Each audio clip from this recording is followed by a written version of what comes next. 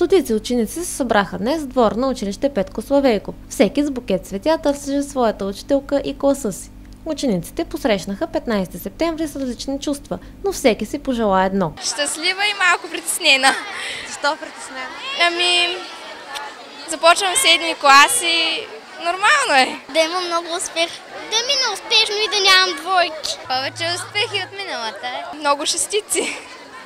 И всичко хубаво. След приветствията и пожеланията за успешна учебна година на директорката Живка Дойнова, първият звънец подкани учениците да влезат в училището.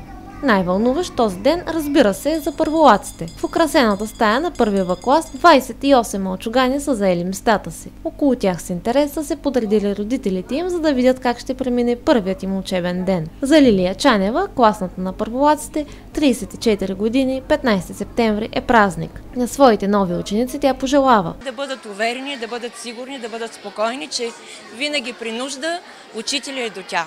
На първо място учителя и родителя. И всичко когато има желание за успех, успеха винаги идва накрая. 3100 са децата, прекрачващи за първи път в живота си училищния праг в Бургас. Нека новата учебна година донесе много успехи и радост на всички ученици.